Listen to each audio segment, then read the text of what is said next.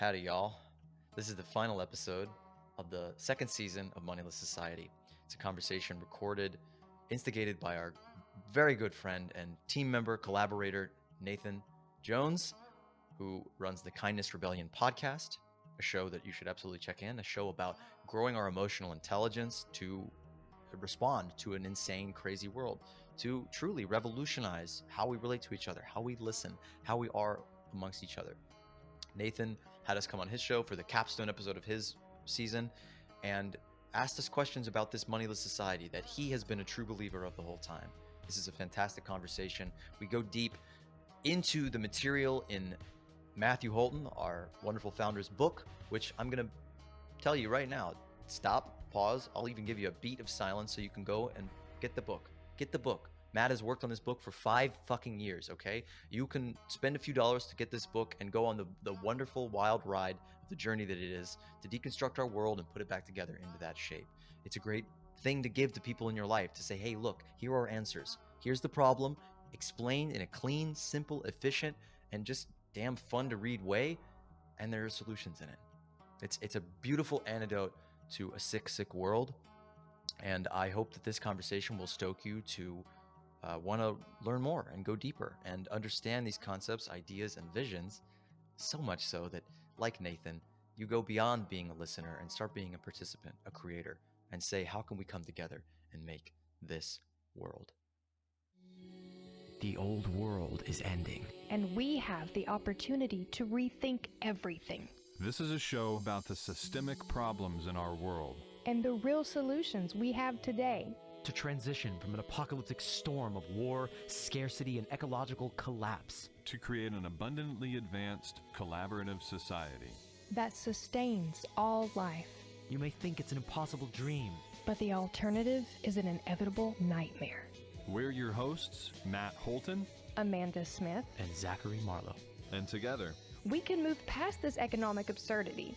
And come together to actualize our collective potential. To create something completely new. We are Moneyless Society.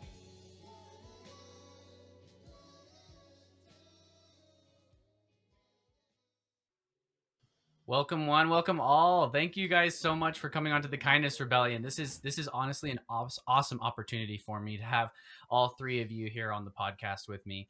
I got to say that I love the Moneyless Society. I love the work that you all have been doing. I love the message and the vision, and I'm really excited to bring you all onto the podcast. I've had Marlo on previously, and we had an awesome conversation, just kind of about our own personal history with, kind of becoming radicalized and learning all of the systemic bullshit that's been going on and how we've kind of coped with it. And it was one of my favorite episodes, and I'm so happy to have Matt and Amanda on here as well to go over just all of the nitty gritty of a moneyless society. I think one of the main things that I want to really cover today is just kind of the backlash that I tend to hear from people when I talk about a moneyless society, because I'm very passionate about it, and I think that there's a lot of there's a beautiful vision there, and there's many directions that we could all go with it. And so I'm excited to hear directly from you all, kind of like what a moneyless society means to you. So let's just go ahead and we'll start in order from my cameras. We'll start with Matt. What is a moneyless society to you? Yeah, sure. So, I mean, when I started the whole Moneyless Society website and everything, it was kind of like I was really just exploring that idea. It wasn't like I really had figured it all out, and I really still don't profess to have figured it all out. To me, I mean, what the direction that we're really headed here is a society that, there's no currency. And we also try to eliminate the need for trade. And that means also like trading your time, your labor, in order to survive on a daily basis for, necessities or things that you need just to live. And in its place, we're trying to develop a system that would, just bring about abundance through technology and cooperation, really. It just kind of heading the other direction from the competitive model that we have in place now. And, instead of working within the profit model to where everybody's kind of keeping, profit for themselves, where it's more of a sharing equitable model.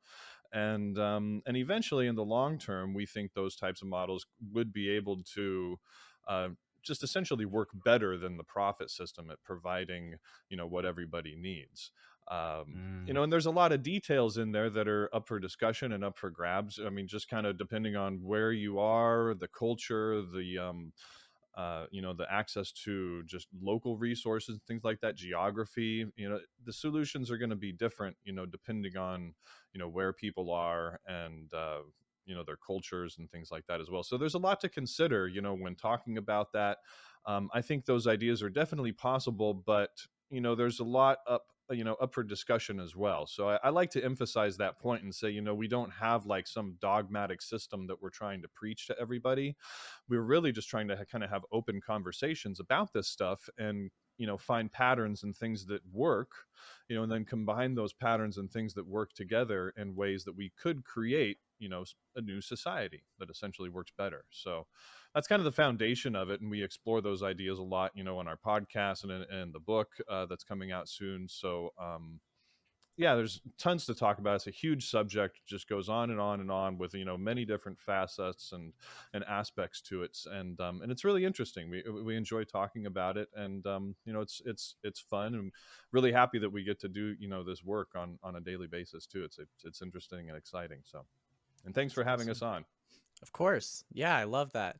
Marlo. Amanda, you go first.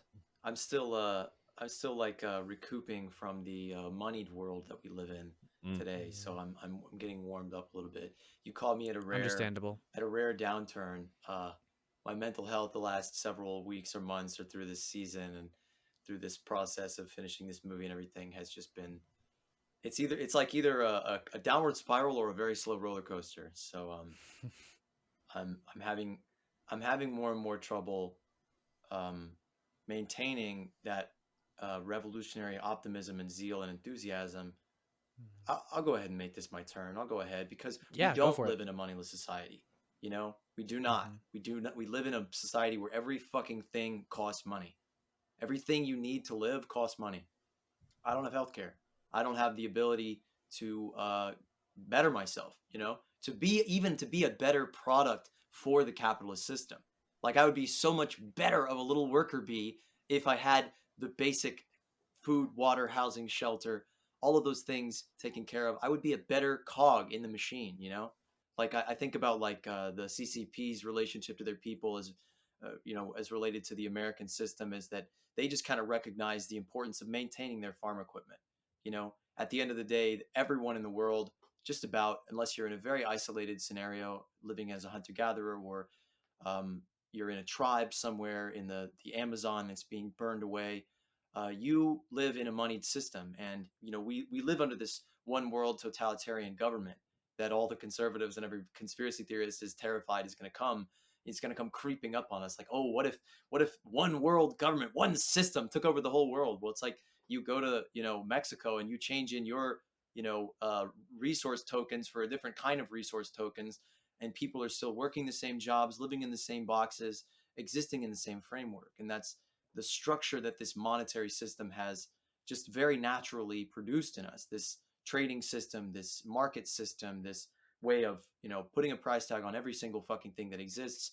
And, more and more dimensions of life have been invaded by that price tag, where even things like love and companionship and connection and, all of these things have been commodified and turned into things to sell. And, we operate in the social media spaces a lot. And the microcosm of that is, the like, which is, it's just, a perfect little microcosm of the money system, that it's meaningless. It has no connection to reality, but it totally dictates how cool and popular and how seen and how heard and how able to connect to other people you are.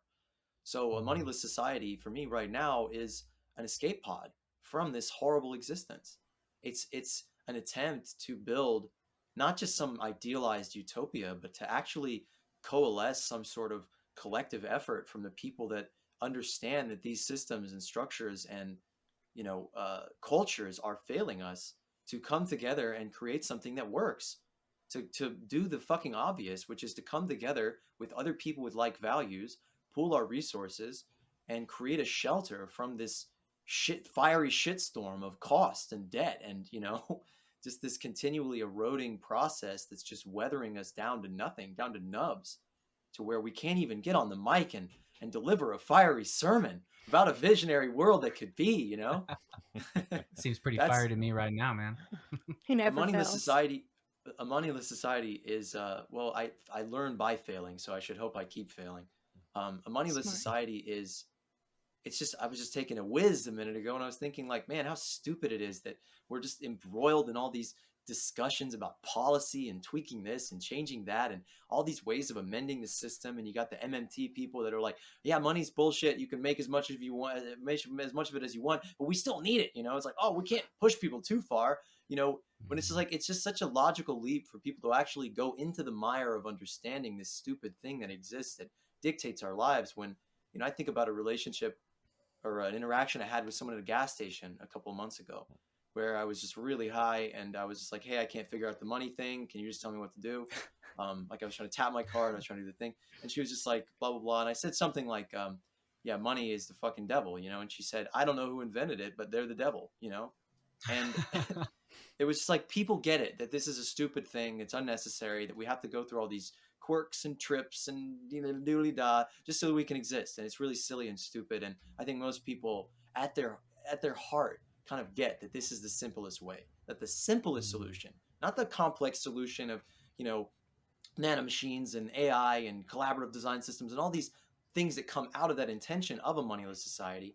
But, we can go back to the second episode of our show with the beautiful unhoused community in Echo Park, where they didn't have, automation, but they didn't use money. They found out that, okay, when we pay people to do stuff, it fucks up, it jacks their motivation.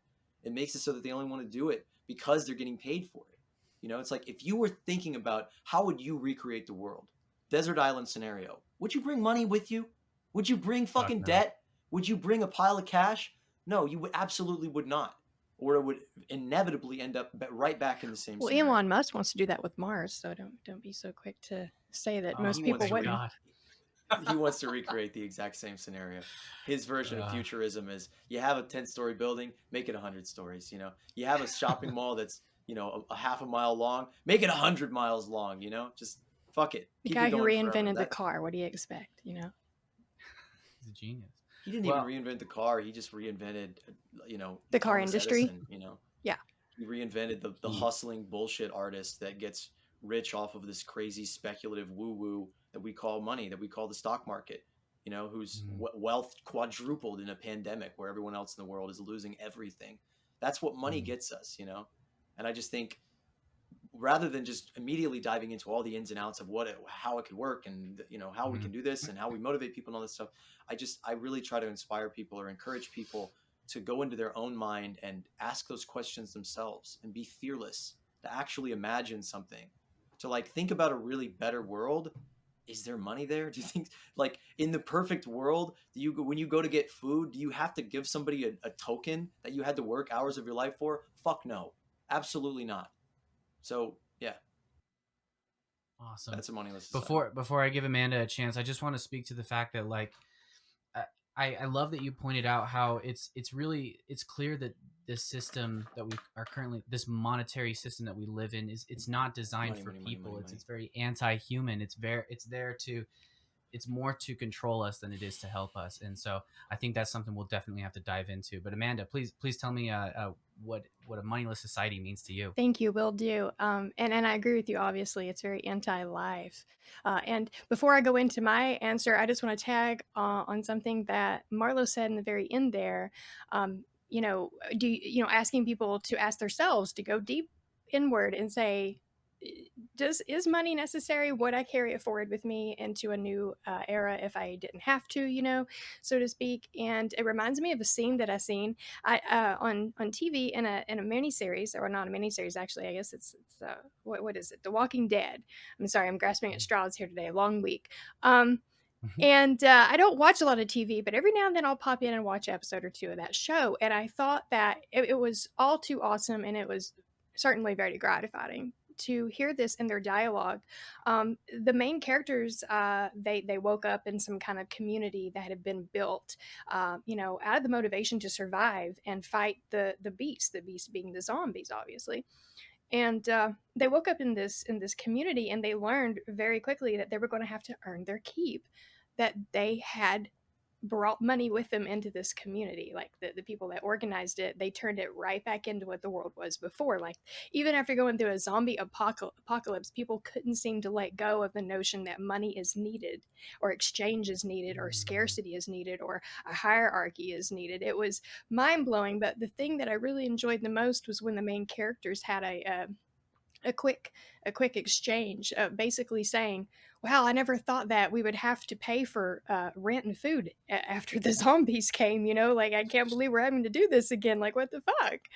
Um, but anyways, just to stay relevant, and to bullet down very much, for me, a moneyless society is simply the opportunity for humankind to stop being stagnant and have that evolution that some would argue is well overdue, and move forward into an era, transition out of this society and this system that is obviously indoctrinating us to build upon a destructive nature, and transition instead to a society that inherently motivates us and supports us, and makes us capable of being more social, creative, and benevolent in our nature. That's the thing that is the shining light for me when it comes to moneyless society. The fact that inherently in a moneyless world, in a tradeless world, in a place where there's open access versus free, which is something I've been trying to point out a lot. Things aren't free in a moneyless society. There's no contrast to free. There's no price to pay per se. So things are just at your fingertips. Things are open access. And in that kind of world, and in that kind of environment, we don't have social structures that are based on arbitrary standards, that are based on classism, sexism, racism. There's no reason in an environment like that to have these arbitrary grudges against people and compete with people, because there's no reason to compete. Things are just available, the things you need to meet your basic needs, and the things that you want to enjoy to make your life fulfilling and to make you a valuable contributor to your society. So that's basically what moneyless society is for me. It's just that opportunity for us to finally evolve and realize our social, benevolent, and creative potential as a human being. Man, I love all of that. You all touched on some wonderful points that I'm excited to dive into. But right off the bat, I think one thing that I just keep hearing from each of you is just how this system is not really meant to actually help us, and something that, like, I kind of think about often, and each of you actually touched on a little bit, is how it actually, like, inhibits us from collaborating in a lot of ways, or it forces us to be more dependent on the coinage than we are dependent on each other. Even though we are still dependent on each other through the monetary system, it's this weird game that's been created for us. And so, and one of the things that Matt touched on when he was talking about what it meant to him is kind of like moving on past trade, or like reorienting the way that trade is used within an economy, or just within a society, within like our collaboration.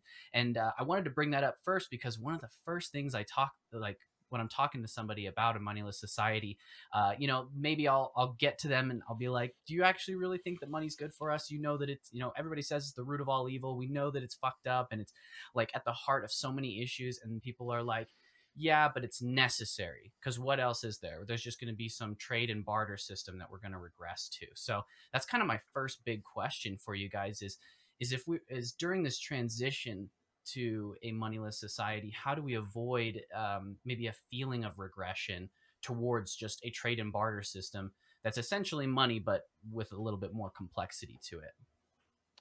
Go ahead. Well, so you could read the chapter in David Graeber's book Debt, The Myth of Barter, and just really smash that to pieces. Barter is not something that money evolved out of. That's pure hocus pocus from Adam Smith and other people like that. It's part of the mythology of our economic doctrine. People did not have those relationships. They did not have an earn your keep mentality for the majority of human history, and money was introduced not in a friendly way, in a very colonial and violent way, as labor markets were smashed into people's lives and they were basically forced to regress into barter after money was introduced. And there's not enough money. You get people in these relationships of I'm out for myself. I mean, every time somebody is trading, not just money itself, but trade. I give you this, you give me that. We're done. That's it. We don't have relationships. You're reinforcing this um, sort of ritual where you are conditioning and continually reinforcing this notion that we are separate, that your needs and my needs do not converge. I have my life, you have yours. I have my needs, you have yours. You know, instead of seeing, okay, our needs are actually connected because we live in a community, in a tribe, which is how people lived for the majority of human history. So we did not have money for most of human history. We did not trade for most of human history, and even peoples that lived in relative scarcity, um, well, I mean, they sort of did. You could say that they did. They lived in the abundance of nature. The nature provides for people. It provides abundantly. I mean, there's indigenous peoples living in sub-Saharan desert climates that eat 3,000 calories a day and work about 10 hours a day. Can you imagine that? That's the majority of human history. We were not stupid. We were not bumbling around, banging sticks into caves. We were very smart, intelligent, adapted. We had technologies and relationships with nature that, newsflash, did the work for us, because that's what nature is. It's a collaborative living thing. So yeah, the barter myth is total horseshit, and I think I see a lot of people talking about, like, saw somebody post on their Facebook or something today. Hey, who wants to get a few acres of land and then trade with each other instead of using the corporations? And I think that's a regressive attitude. That's also like carrying forth this attitude of my needs are separate from your needs, and the earth can't provide for us all we need. You think about the shift from sort of a market, which is like people trading with each other, to a network where you're circulating goods, where things go where they're needed. There's not this like impetus for, like, I gave you a bag of rice, you give me a chicken. That's fucking stupid. That's not how people who lived next to each other, who were neighbors, lived forever. You live in a system of debt, a good kind of debt, an indebtedness to each other, which reinforces continually, I need you, you need me. I may not need something from you right now, but I will, because we're in this together. Nice. Yeah, Amanda. If I might piggyback off of what you were saying there in the beginning, Marlo, when you talk about civilizations, ancient civilizations, as we would refer to them, or civilizations that are non-Western, that don't have this perception that we are separate and our needs are separate, I think that speaks to the fact that money has dumbed down our emotional intelligence. And that is the thing that we're missing here in the Western civilization, especially, is just the empathy and sympathy that's needed to perceive that we are interconnected and that our needs aren't different. I mean, of course they're not different. Look at traffic. Everyone's headed to the same thing to do the same thing so they can get the same thing. We all have to make money to pay our bills, to have a roof and have food and take care of our families. We all need the same things. We're not disconnected in any form or fashion as we would like to carry on. And so if I were to respond to the question you proposed, I would say that reciprocity based systems are very much what is in need right now, and what needs to be described in greater detail and pushed farther and harder into social and public discussions, so that people begin to grasp what it is to leave trade in the rear view and strive to live in a truly communal setting where people do things because that's what makes sense and that's what helps the society to survive and thrive. I'm sure Matt would agree. Reciprocity is one of his favorite things about the Moneyless Society. Am I right? Yeah, definitely. I talk about that in my book a bit too. And what I really define it as is like a trade based reciprocal system. So like trade based reciprocity versus like systemic reciprocity. So where the entire system is really taking care of everyone and providing an abundance of everything for everybody. And the trade isn't necessary anymore because the system itself, with all of its workings and with society being able to kind of be in direct control of the system at large, as a society, then there's not really the need for trade anymore. People just pitch in voluntarily where they can, when they can, and essentially the system takes care of everybody in return, and by that means you're incentivized to keep the system going, because if the system collapses, then everybody's fucked, right? And so there's a lot of incentive, and there's even incentive to keep it progressing as well, because it's essentially the same motivator that motivates people right now. It's positive reinforcement, and but instead of positive reinforcement coming in the form of money, which is just essentially the means to get everything that you need, we just give you everything that you need instead, right? Through this system of systemic reciprocity and the whole new economic system that we're trying to develop here. And so that's just kind of the basis of it. There's no need for that, I have to go over here and grow rice by myself. No, it's like you and maybe your entire community has an entire community garden that maybe, I don't know, half a dozen or a dozen people are pitching in to kind of keep going for everybody, or more, give or take whatever agreements there are in your community, or region or whatever. It's up for discussion, really. And all these systems can be maintained by people. Roles can be taken on and delegated and whatnot. And that those are the types of systems that we're advocating, trying to create locally within your community, within your workplace. And instead of doing some unrelated job that doesn't really have much benefit to your life or your community, things like that, we advocate trying to get these systems in place as well, by forming cooperative networks or businesses with these equal ownership models, to where people are cooperating and are producing things in their local community. And when these things are equally owned, when there's not some capitalist head at the head, the entire thing reaping all the profits, then people actually do start thinking more in terms of how can we share the benefit from this. It's not how can I just reap as much profit as possible and go home with as much as I possibly can. You start really thinking more in terms of how can everybody in the community really benefit from these systems? How can we develop them so they provide the most benefit with the least amount of input, with the least amount of resources and labor and things like that? And it's just the mindset of getting into that cooperation, mode, essentially, to where people are working together, and that there's enough for everybody, right? But it's just it's the purpose, it's the leverage point, we would call it in systems thinking. You're giving the entire system a new purpose, essentially. Instead of having the purpose of profit derived from this competitive model, we're having the purpose of abundance, right, and prosperity for everybody. And money essentially just exits stage left out of all that, because we're really focusing on what we need and what we want at that point. And I think that rings true with a lot of people. When they hear those concepts, they're like, I think we really could do something like that if we put our minds to it. We just don't really have the environment or the right circumstances yet, but you never know. That's what we're trying to create here in certain circumstances, with networks of people who actually do want to do these things and move forward on these types of communities and projects and whatnot, because we're definitely not the only ones. There's more and more traction every day for these types of ideas, and it's cool. We love hearing that, and we get a lot of positive feedback from a lot of these things that we're talking about too. So I really feel like we're headed in the right direction with all that stuff. So That's awesome. I love that. I love the idea that we can just get on the same page and change the culture, change the mindset from like, let's stop trying to focus on just maximizing our own greed and our own needs or our well-being, if you can even do that under a capitalist system. Instead, changing it to, let's maximize everybody's well-being, because then that means I'm going to be included within that.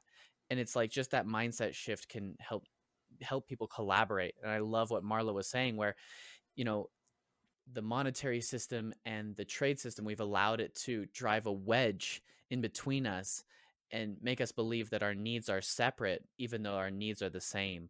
And Marlo, you wanted to jump in there. Feel free. I was just going to say that in thinking about something as fucking obvious and simple as like a democratized workplace or democracy in general, which we very much do not have, and I think the existence of a system where you are able to use the amount of stuff you have to turn that into political power and agency, and the ability to, buy media outlets and change the narrative, and, control access to water supplies and reroute roads and all these things that having true capital allows you to do, it is inherently anti-democratic. And I think that it scares people to imagine what an actually participatory democratic system would look like. I hesitate to even use the word democracy because, Netanyahu calls Israel a democracy, which I don't think the people who were living there before you have a say in what's going on. People of Israel, Israeli government. I don't think that's democracy. That doesn't sound like democracy. And representative democracy is not democracy. It never was. There were like conferences when America was being formed, the United States was being formed, and they were like very afraid that democracy would form, and I just thinking about the objections that people have, like, oh, well, what if a few people, were lazy and took more than they needed? Or What, you mean capitalists? yeah, that's what I was getting at. Great. Basically, a lot of our fears and objections are pure projections of what the existing system is doing. So I was talking to a friend about this, a friend I hadn't seen since like middle school or maybe high school. And I was explaining a lot of these things, that a lot of his objections were, I just kept having to say, like, zoom out, brother. You were talking about the existing system. You're saying, oh, what if technology was used for good? Then it would go haywire, and, we would become subservient to it. And no. You're talking about the existing system. That already exists today to the uttermost extent. We're talking about a complete change in the programming, in the purpose, and the value system underlying all of these things. So a lot of people's objections, they're just so in the box of their own system, and they're so in the duality of propaganda. Really every person in America we're some of the most propagandized people on the planet, where we turn on our news every day and we see, the anti-democratic actions of Vladimir Putin invading other countries and stealing their sovereignty. And then, you just don't see any mention of what the United States is doing, say, in Haiti, and which they've done, like dozens of times over 100 years. We have smashed the attempts at peoples in our vassal states that we use to extract resources, that do not have a say in their own destiny. And when they rise up and try to demand it, as this nation was formed upon, our media will call them gangs. They'll call the people a gang, and will say, we need to send American and Canadian troops to shut them down, because there's this dissonance that we do not live in a democratic, free, participatory, equal society. And yet we live in this bubble of propaganda that constantly reinforces, yes we do, we're free, you have it the best, you live in the best nation in the world, and you have so much opportunity, and there's so many jobs out there, you just got to go and take them. We just live in this swamp of bullshit that makes it so that people are terrified and in constant fear and loathing of their own system without understanding what it is. And so they, through the magic of propaganda, those fears and hatreds and angers and fears and pains are projected onto the very people, the very movements and motions and policies and changes and other groups of people that are fighting for their interests. That they say the communists are coming, or the socialists are coming, or the anarchy anarchists. will break out. It's like, anarchy will break out. Fuck yeah, that sounds great. A very nuanced, complicated, That's one of my extremely literate favorite theoretical contrasts. system Sign me up, of right? mutual aid and reciprocity. Like, please. Anarchy I is would love it if surprisingly anarchy very broke out. soft and loving. And I just love how Hollywood always portrays it as this, burning chaos that's going to consume society and burn everything to the ground, when it's actually something that's meant to be robust and resilient. I'm sorry, I did not mean to interrupt, but you're just making so many good points, and I want to like touch on some of them, but then you make another great point, and I'm like, oh, but then you make another good point. So just want to grasp that I one. just want to say, it's like you blow up one emperor, and then forevermore you're the blowing up the emperor people, Yep. or prime minister Exactly. or whatever, whoever it was. You shoot one person and start World War I, and then it's the anarchists forever. They're to blame. Go ahead, Amanda. I just want to jump in there and say, because in the beginning of this spiel and throughout it, you made the point that people are afraid of what democracy could truly be, and participatory democracy. And that's because obviously we have our belief systems and our ideologies that polarize us and make us believe that there's no way that we could unite on some kind of common ground, that we could actually have a truly communal way of living. Uh, and so in a moneyless society, getting back to the very first question that Nathan had for us, that's another thing that is like a beacon of light for me when it comes to the whole concept of moneyless society, is the fact that we won't be so polarized and be grasping these belief systems that inherently make us perceive each other as a competition or a threat. uh, and in doing that, you inherently remove the fear that somebody could make a bad decision for everyone. And again, with projecting what our fears are away from what we're actually living right now, that's exactly what's going on with our political system and our corporate system. Is these people that are in place making the decisions that affect everyone are making the wrong decisions. Obviously every decision they make is anti-life and it's for profit, and it's as simple as that. So once we have a participatory democracy in place, what we will also inherently have is the opportunity to educate and produce competent people who are skilled to make decisions about life and about community. It makes the necessity for it. I think that you all touched on so many different points, but I think the key thing to understand is the idea that we're the freest.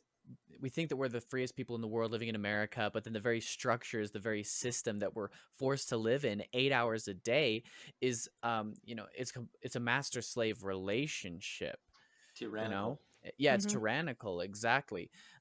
And it's insane how we think that, or if we could just free the people, free each of those individual cells and get them to unleash their democratic power, then it makes us unstoppable, which is something that I've been seeing in my own job, as I've been kind of working with people and trying to make change.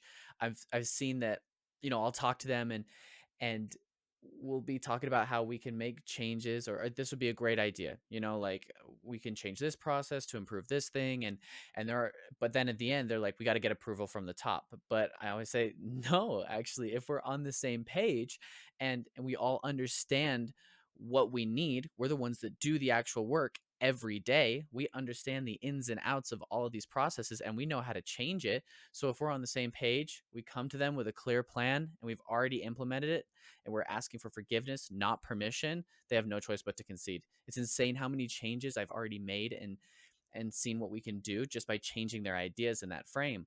One of the most key factors is, or what's kind of, I guess, inspiring to me, the founder of my company, he gave me this book called Start With Why by Simon Sinek. I don't know if you've heard of it. I've heard that. I've heard of that book.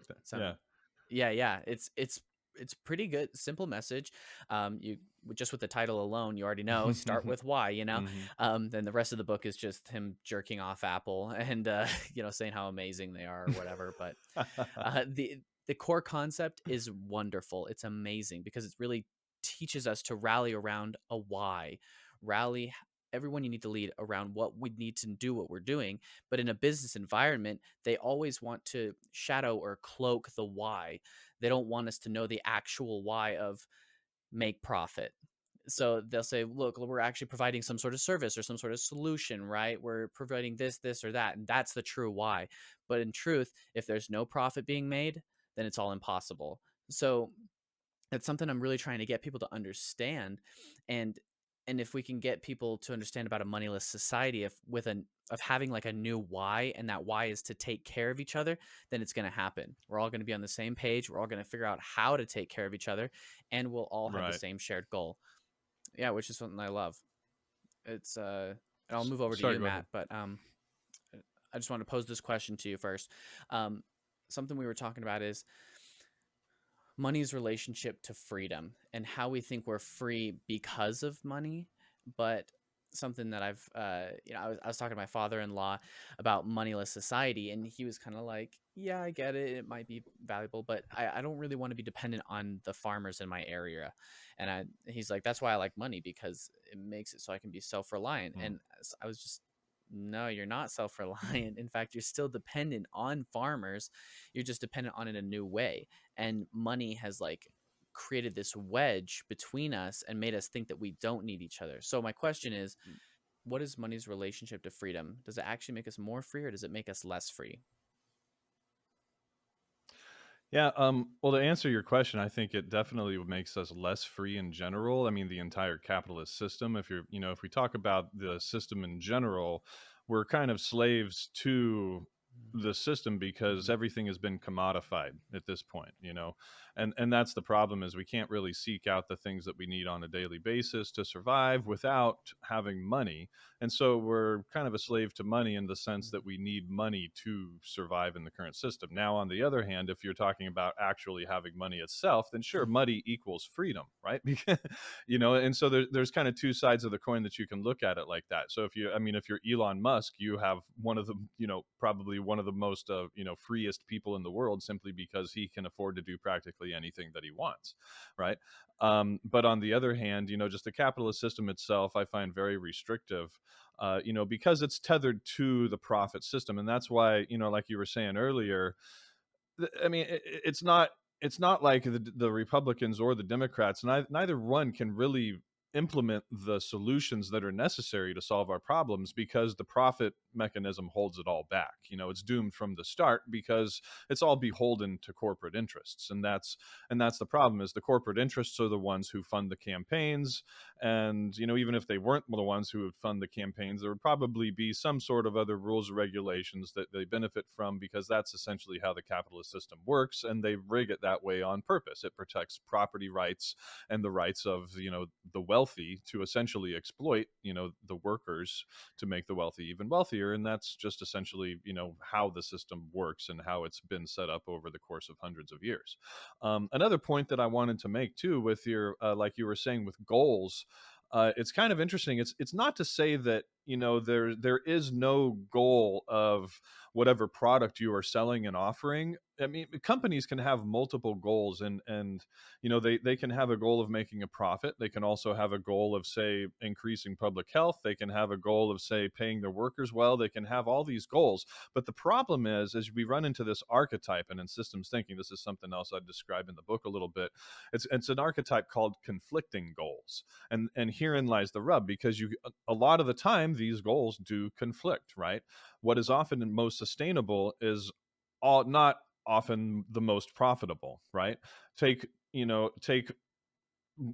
a bus ride is often, a bus ride on a green bus run by, renewable electricity would often be the most sustainable. But the most profitable thing is if everybody, and their mother owned an SUV and drove a heck of a lot every single day, right? And you find this pattern where these goals are at odds with each other. And since the companies are dependent on the profit system, and nobody can survive essentially without some sort of income, the profit trumps the other goals essentially all the time if the company wants to survive.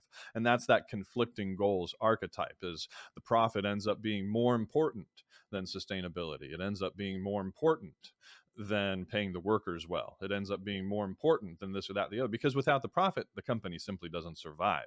And that's the unfortunate dynamic that creates these feedback loops of the profit just being more and more important. Whatever profitable ventures we have, they keep being developed and keep being developed and keep being developed, while everything else just goes by the wayside and doesn't really get as much time and attention or resources or investment, because the profit motive simply doesn't reinforce that. And that's that archetype that keeps repeating, and one of the many archetypes that keeps repeating in society, that produces these very destructive feedback loops with the externalities that we're seeing today. And so I just wanted to touch on that. And that's kind of a false dichotomy that I hear a lot, with people saying, oh, it's this company just has the goal of making profit and they don't care at all about this. Well, a lot of the time, that's not true. They do care. It's just not our capitalist system has that conflicting goals archetype inherent to it, and it's very. I haven't seen a solution to it except eliminating currency and trade, altogether, and the system in its entirety, basically restructuring from the ground up. So just kind of wanted to throw that in there. That's kind of what I've found through the lens of systems thinking, and yeah, that's about it. Yeah, that makes a lot of sense. Marlo, you had something I to was say. just going to say, the epitome of that contradiction lies in the so-called conscious capitalist or the green capitalist. And I think about a lot of people sharing the Patagonia CEO, donating his company to the planet, which really meant he just, retained control of his company, got a massive tax write-off, and got Now has an political influence. enormous amount of free publicity for his billion-dollar company. And so, it really epitomizes the fact that if you really wanted to do what was best for the environment, this system of endlessly expanding, growing, even at some kind of steady state, which is what Patagonia has tried to be at. They've tried to not grow their profit. They've tried to, keep it at the same place. Basically, the value and the strength of the stocks that maintain these companies on the, S&P 500, on this stock market, which is this crazy fucking techno algorithm monster god that we filter all decision making through in the least, democratic manner, that, less than 10%, around 80-90% of stocks are owned by less than 10% of the population. I mean, that speaks to the larger absurdity that 1% of the planet can, controls 99% of its wealth. I mean, we've been saying these words for decades now, and people are still dancing around it, not even talking about the solution to inequality, which is equality. No one's talking about that. No one has even suggested that we could live in an equal system. But we have this problem of inequality that Bill Gates and all these people talk about. We need to address inequality.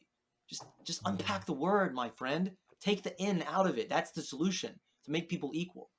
And so, these well-meaning capitalists, who I genuinely believe mean well, I genuinely believe they actually do care, as Matt was saying, about the environment, about workers. But they are so in the box of the rules of the game, the market game, that they have given it precedence over the real world, over the laws of physics, of science, of actual ecology, and they, will blind themselves, like this eclipse of their logic and reason, to not see that this system depends on continual deforestation, exponential deforestation.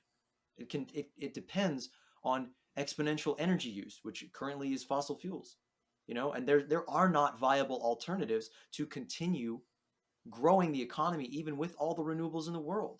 We cannot continue extracting and burning and, pumping and chugging and fucking and, spending and consuming at this rate that we are. We cannot do it. We will exhaust the earth no matter what.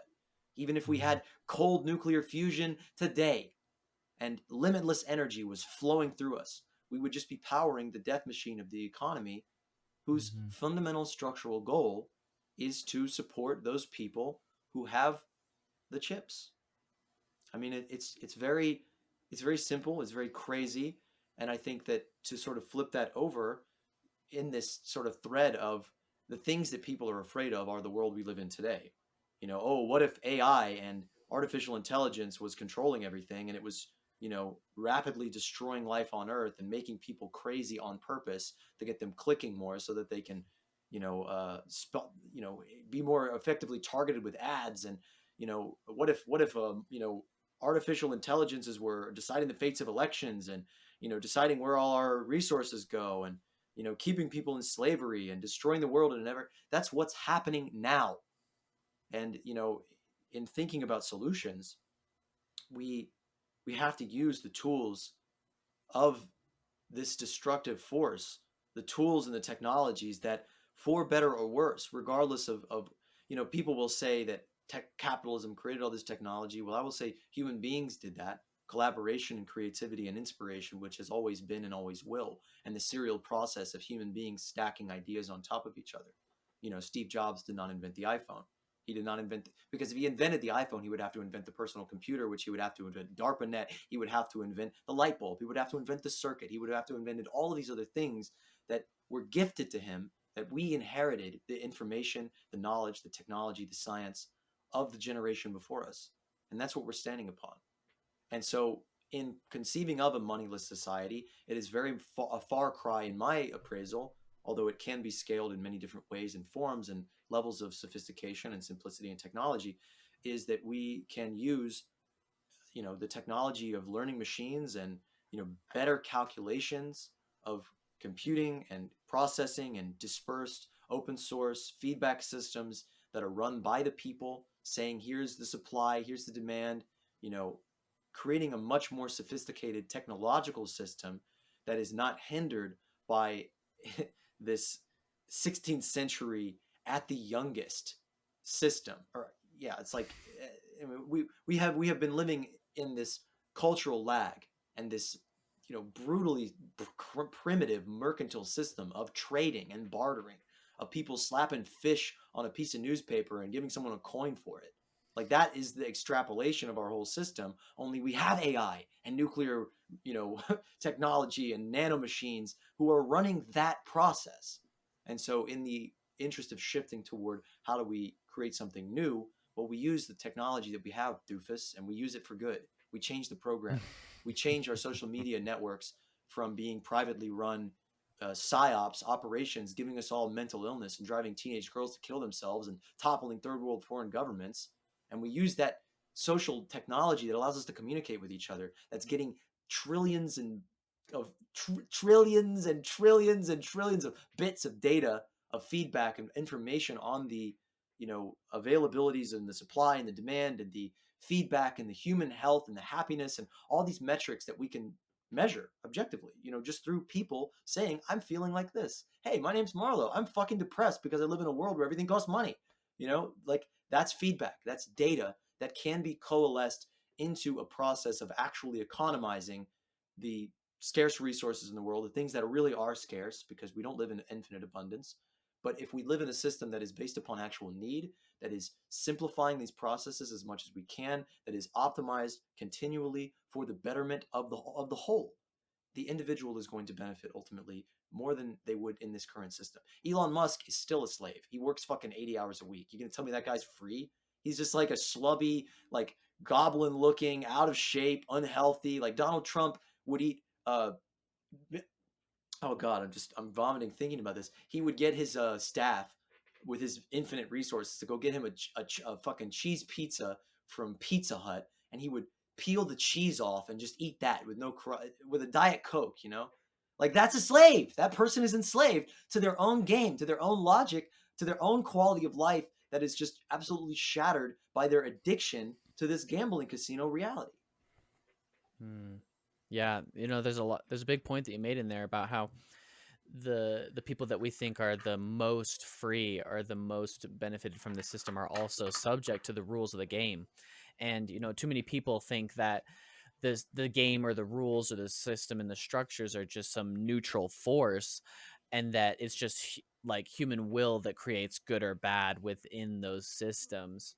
But it's insane how they don't even realize that they're totally subject to the rules of the game, and that those rules can affect like what's good and bad. But if we can collectively, decide and or awaken to that and say, hey, if we're going to be subject to the rules of a system, let's all be on the same page about it. And let's at least say, like, hey, maybe the things we want to be subject to is taking care of each other, because I know that if everyone's taken care of, I'll be taken care of too. It's these weird little like mindset shifts.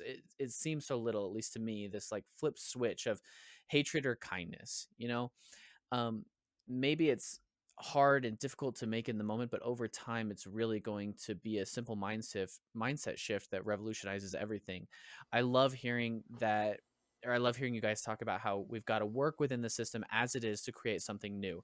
Because that brings me to my next question, which is, when I talk to people about building a moneyless society, they're like, what are you going to do? Cut off the heads of all the capitalists or something like that? Look how that worked out in France or whatever. Um, I I think that we have to build something new within within the old system, but we also have to create an alternative so that the old system can crumble. But I'm curious about what you think. Do you guys foresee a need to tear down the monetary structure, or do you think it'll erode itself once we build a new alternative? Amanda, let's start with you. Let's see here. That's a great question. And obviously, there's a lot of very elevated opinions about that, very emotionally charged opinions that come from a lot of different walks of life and isms. You know, you have your communisms, your anarchists, um, your socialists and whatnot. And aside from the anarchists, the communists and the socialists would say, we can just work with what we've got here and just tweak it a little, and it'll be great. It'll be enough. As Jacques Fresco would say, that doesn't go far enough. We've definitely got to completely do away with the system that we're dealing with now. That's why it's called systems change. That's why it's called systems thinking. You create a system that obsoletes the old one, as Matt would say and has written, I'm sure. And that's actually how I came to know that terminology, the whole concept of obsoleting money and going forward and building a system that doesn't utilize it at all whatsoever. So, I mean, short answer, yes, we've got to do away with what we're dealing with now, like completely. But do we have to like destructively burn it to the ground in order to move forward? I feel like is part of that question, or at least implied. And that's where a lot of different opinions come into play. We have the incremental change that's taking place now, where people are starting to get on the bandwagon of the concept of that we can live without these paywalls and certain systems that we're dealing with. But that doesn't seem to be making change quick enough in order for us to avoid ecological and economical collapse. So then you have the opinion that we should just, whoever can just take hold and make it happen. But then, of course, that completely defies the whole point of helping people to realize these things for themselves. If they just take what we say for granted and say, okay, they have the answers, let's just follow them and do what they say to do, then they're still not getting it. And that's how we would end up regressing and failing, because the people did not learn for themselves from on an interpersonal level that the way forward is to say, okay, we've got to be a community, we've got to be a global community, and we've got to do things differently, and we've got to do things regeneratively, and we've got to do things rationally so we can move forward. But if I could just back up a little bit really quickly and point out something I think is very important to highlight when it comes to, does money equal freedom? And Matt was talking to how profit is so revered. And if you take that and turn the scope around a little and look at it through a laborer's perspective, the working class perspective, obviously income is what is revered. And it just speaks to how basically our freedom of movement is directly tied to our income, obviously, our purchasing power and whatnot. And that's why, obviously, so many people equate freedom to their income or to money itself. But obviously, at the root, money is a restrictive mechanism, or we wouldn't need it to get the things that we want and go the places we want to go and have the experiences that we strive to have. So I just want to throw that in there really quick. Yeah, I love that. I mean, that's a really good point. I think it is an interesting distinction that has to be made, like when we say that money is freedom, because it was just like Matt was saying, like, yeah, maybe Elon Musk is more free than a worker, but that profit versus income is an important distinction. Sorry, Matt, were you going to say something? No, I could definitely talk about your question though. Can you just say what the question was one more time? You're basically talking about transitioning essentially. Yeah, and I guess I the like rich. yeah, eat the rich. That's it. I like to make dichotomies a lot of the time. I'm always like, is it this or this? Sure, even though it's often both. But like the main question is like, will we have to destroy the monetary structure, right, or will it destroy itself once we build a new alternative? Right. Yeah. I mean, I think it'll kind of end up more or less imploding on itself eventually, but it needs to kind of be a controlled thing also, and kind of planned in the process. Because if we just kind of let it happen haphazardly, then it's probably going to be pretty messy, and it'll probably piss a lot of people off, and it'll probably kind of turn out to be an ugly thing. So the more open and democratic you can be, and plan, and actually having planning and contingencies for things and whatnot, and backup plans, the more things like that you can try to take into account, the better transition it'll be. What I outline in my book is kind of, just trying to get a network of cooperatives together, essentially. So each cooperative would kind of end up handling different aspects of daily life. Like one cooperative might end up handling transportation, another one for agriculture, another for housing, another for like clothing and things like that. And eventually, once there's enough cooperative businesses kind of working together, you can start providing the members of those cooperatives with universal basic goods and services, right? And that would stand in direct opposition to like universal basic income. I'm sure a lot of us have heard of the term universal basic income, like through Andrew Yang and the last presidential election. All that, the idea was kind of starting to get thrown around a lot. But we're just like, well, we don't need the currency. Let's just start giving people directly what we need, like we were saying earlier. And it would be a transitional thing at first. Throughout these cooperatives, people would still be earning salaries and getting an income and things like that. But in the long run, the goal is to phase out. Oops, sorry, I hit my mic here. The goal is to kind of phase out incomes, essentially, to where you're paying people and they have to buy everything they need, to phase out that, maybe certain things one at a time or whatever, and then to phase in giving people things for free, to where they just essentially don't need that income anymore. And how exactly that would work is like a lot of other things we've been saying, kind of up for debate and discussion. But that's kind of the general idea, to have one system phase out while the other phases in. And at a certain point, we'd really want to have a lot of this kind of figured out before the old capitalist system kind of implodes in itself or collapses, because there's probably a certain point where that system isn't really going to have the activity or the growth that's necessary to keep sustaining it. And then it may collapse. I mean, these are tricky economic, complex situations that we're talking about in the future that we don't even know. This is all speculation, right?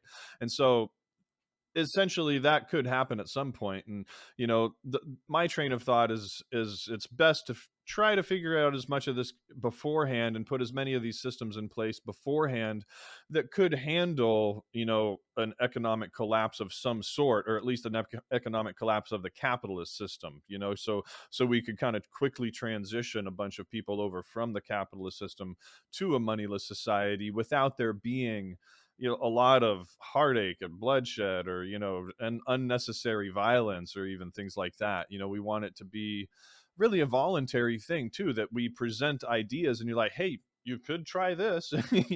There's people over here and it's working great. Check these out. Check out how happy everyone is and everyone's thriving. You want to come over for dinner, please. And so we're trying to create these communities and show people, hey man, this stuff really can work if you're open-minded. Whatever you call it, whether it's socialism or communism or a moneyless society or resource-based economy, trying to kind of get over all the isms and exactly what it is or isn't, but really just kind of focus on the outcomes of the things that we want to happen. We want systems that deliver abundance through technology and sustainability and cooperation. And we could write dissertations on exactly what to call each of these little individual experiments and everything like that. But it's not necessarily so important the name. What's important is what they do and their outcomes, and also just the opinions of everybody involved, whether people are actually happy with these things or not. And that's kind of really the goal, is to make something that people are happier with, and then people will voluntarily come over. So I think I'm kind of starting to repeat myself now on that whole thing, so I'll go ahead Just and sounds hand like you're it talking over. about getting people to come over to the dark side. Yes. We'll make the thing that people want, and they will That's come over to the dark side for it. Resistance is futile. Yeah, I'm actually advocating a system I call double capitalism. Nice. It's capitalism, but there's no money. It's not competitive. There's no hierarchy. Ooh.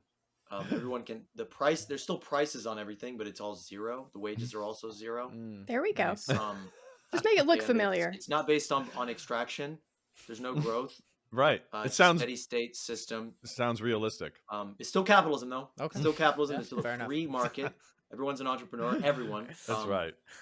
It's basically everyone is a boss. It sounds Yeah. like As a boss when bitch. the Catholicism tried to convert all the pagans. You can still Yeah, we're capitalists now. do these Yeah. things and dance around the fires and stuff, but you have to do it on this day and you have to do it in the name of this person versus whatever that guy was. Capitalism. We're Yeah. capitalists. No, I think that the existing system is going to collapse and is collapsing right now and has been collapsing for 400 years for all peoples at the margins because it is an explosive thing like a rocket engine that burns everybody beneath it that is lifting it up to get it up into the air. And I think that there will have to be conflict, obviously. And I think that only the people can decide that. Only the people can handle that. And I look to the intelligence of the aggregate of the crowd of dispersed and decentralized revolts and movements that have happened all throughout history spontaneously without some vanguard, telling them what to do, coming in and trying to steer them in this direction. I think that people need to know where to go. They need to know what the real problems are and what their real enemies are. They need to understand how the world works in a very structural way. Climate activists throwing soup cans at paintings need to understand that you cannot just get off fossil fuels or you will collapse the existing system. And that the real problem here is not just fossil fuels, it's that fossil fuels are driving a consumer cycle and an inane metric of GDP, gross domestic product, which is a measure of death. It's a measure of ecocide. And so I think that we will have to stop the burning of the Amazon. We will have to stop the explosion of bunker fuel that's shooting, you know, freight loads of toys across the ocean, or fucking porno DVDs, made in China, whatever it is, whatever stupid thing it is. It could be, you know, all the luxuries and the non-essential goods and those little toys you see at Mexican restaurants and the little machine where you put the coin in there. That's being made out of oil with explosive high heat and metal and steel and extraction, and all of this has to stop because the damage we are doing to the environment is already cooking the planet. And I talk to people who say that the emissions we're dealing with, the warming we're dealing with, that has sunken whole countries today, not tomorrow, not in some dystopian future. We're in a dystopian present. I read today that 30 something counties out of 30 something counties in, I believe, Nigeria are underwater. The country of Pakistan is still underwater. There have been no recompense made. That's happening today, and it will happen here. It will happen everywhere. We will see cascading, true system failures, not our little fun money system failing and a bunch of humans running around with their heads on fire. We're going to see real systems failure of the ecosystems of our planet collapsing, of the web of life coming apart and fraying and ceasing to produce. Not produce bullshit, Xboxes, hot dogs, whatever it is, but to produce life. Trees stopping producing oxygen. The oceans warming, acidifying, cooking crabs in their shells. That's happening right now. And if we don't stop that process, we don't have a future.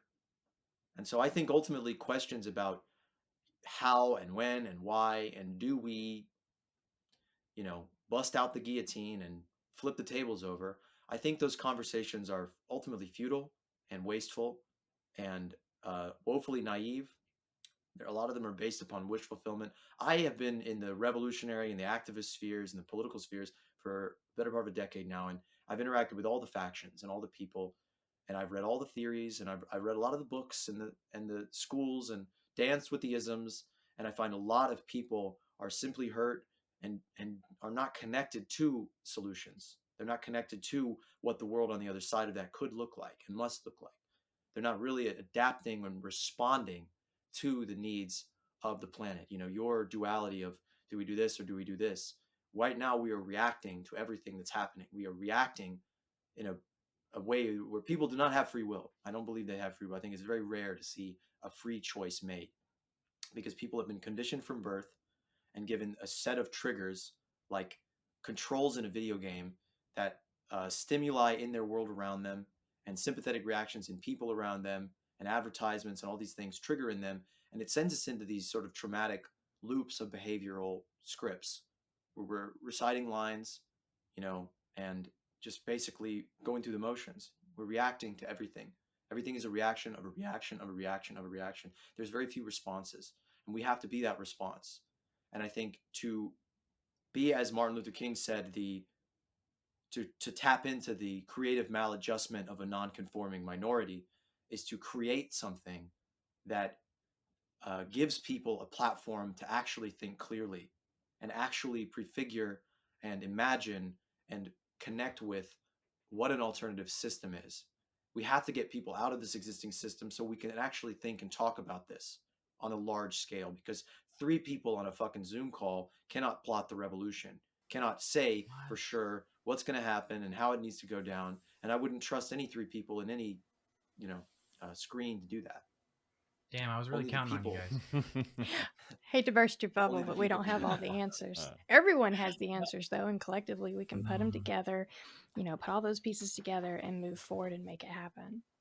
Yeah, I love that. And I appreciate you kind of calling out the futility of these, like, well, is it this or that? Which one do we do? Because that's something I've been very mired in and kind of struggling with. But I found that, and now that you bring it up, I found that really the only way that those questions begin being useful is if we meet people where they're at with a level of understanding to see, like, what kind of reactions are they subject to on a daily basis, what kind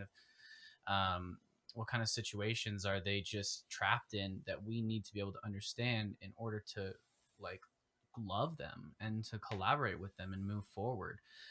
Because I could just I posed the question to people kind of all the time. It was like, oh well, do you think we should all have to change individually first? Do you think we need to do systems change? And you're right, there is a futility there, because at the end of the day they could say, well, I think it's this, and then nothing happens because they're still trapped in both regardless.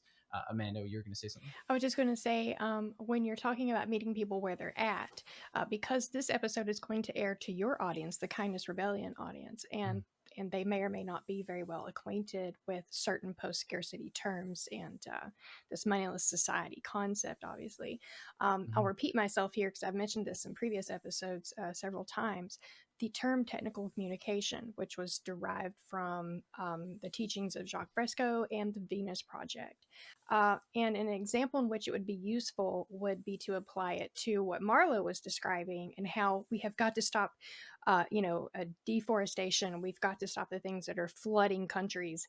And we have to basically slow down our rate of consumption in order to do that. And what that is, in essence, is degrowth, but that threatens people's belief systems and causes emotional reactions that are nearly impossible to mitigate because, like we were saying earlier, how our freedom is directly linked to our choices, and our choices in this system are directly linked to consumption. So that's a bit of a rabbit hole, but when you're talking about meeting people where they're at, it's definitely a challenge to introduce these new concepts and talk to people about our options, as far as making sure we don't die and that everything doesn't collapse, because people are just so fervently and emotionally tied to the conditioning and subsequent triggers, as Marlo mentioned, that they think that the world cannot be any different, and if we try to make it different, it's going to make it worse.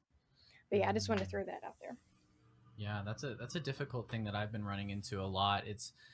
There's just like, well, if you try to, well, and that's the frustrating thing about having this kind of revolutionary mindset anyways, right? Is as soon as we start talking to people about, like, we can change the world, we can do it, they're like, well, let me bring up all the potential problems that could happen, as if like that's the and then they're like, oh, you nail don't in the have the coffin. answers to all those potential problems, then what you're doing is fallible and you should just hang it up and get back to work.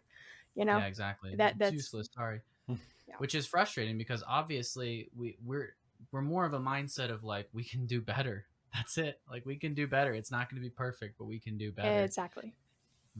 And that's something that I think people can get on the same page on, as long as we, as the people that are trying to create this change, are willing to come to them and interact with them in a way that's like, I understand the fear you have, I understand the way you're feeling, and I understand the situations you're subject to, And I think that like the only way to heal those is together. That's the only way to do it. One thing that you both Marlo and Amanda brought up is the need for a massive reduction in consumption and the emotional reaction that comes as a result of it.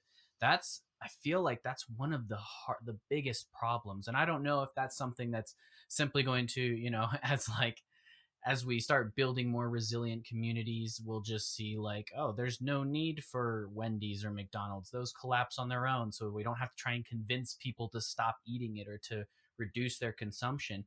But, at the end of the day, like there are a lot of things that we just have to stop doing. And I think that's something that I've really struggled to work with people on is like we just got to stop doing this, we got to stop doing that, we got to start doing this. I'm kind of curious how each of you tend to go about those kind of transitions and those kind of conversations, in your own lives. Yeah, Amanda, I feel free keep to start. being eager because I'm having one of those days where I'll forget what I'm thinking. So thank you for letting me be borderline disruptive. Um, Right. One of the things I like to do when people meet me with pushback, as I am describing what it could be like in a society where we don't have to say depend on fast food restaurants, I like to try and walk them through a day and what an alternate world or society might look like. And so obviously people will be like, well, I like my Chick-fil-A. Don't take my Chick-fil-A. Chick-fil-A's life, Chick-fil-A's Bay or whatever. And I'm like, but what if you didn't have to work 10 hours tomorrow and rely on somebody getting paid less than a living wage to hand you your lunch out a window and never see that person again or care about that person or know where that food come from or care whether or not it's healthy for you? Like, yeah, Chick-fil-A is great or whatever, but like you could have a chicken meal at home if you want, if you're not working your life away, you know? Well, Well, how yeah, go you ahead. could also have a fully automated restaurant that can produce many different kinds of food based upon Exactly. the available foods that you have in your region with a vertical garden on the rooftop and a food algorithm that is connected to the available nutrients and or sorry ingredients and things that are being produced in your local area. You could bring in your own food and with a little bit of creative finagling and technical development and applying these problem solving technologies to the actual problems of our time, we could get to the point where a restaurant is fully automated. You can even bring in your own ingredients and say, hey, cook me this. You could give it a video of you cooking your own food exactly the way that you like it. It could cook you your fucking grandmother's spaghetti the way you like it, you know. Yeah. And it could have algorithms that automatically say, oh, okay, we don't have arrabbiata, whatever peppers. We have this thing that can immediately substitute it. We can just create a much better, more efficient system of doing all these things. That a moneyless society doesn't just necessarily mean, you all live in a community and everything that happens off of that community is, the old world. I mean, when we tap into our imagination and start to actually think, okay, what would a degrowth world, a world where we're consuming less bullshit and we're actually free to think and educate ourselves, and we're using automation as much as we can, in a much more simplified formulations than in the current system with these extremely inefficient, resource intensive, wasteful supply chains, where we're using this technology on a local basis to create a better system, and just a better system. It's like we will consume less resources in ways that I think will be largely invisible to most people, because you would be able to access, the same amount or even more food, because, okay, we are living in a local region producing food which goes bad eventually, so it has to be eaten. And so, grocery stores today waste half of their food just because somebody can't pay for it, and they put locks on their dumpsters, and sometimes they have security guards so that people who don't have houses, who can't access housing even though there's an abundance of housing already, inefficient, poorly designed housing, but whatever, can't access that. And so we are living in a system that, if we needed to transition rapidly, we could even use the existing bad infrastructure to produce an abundance of things to get people through the bottleneck of redesigning all of these apparatuses of meeting our needs. And we could have very fast, efficient public transit, works better than the existing system.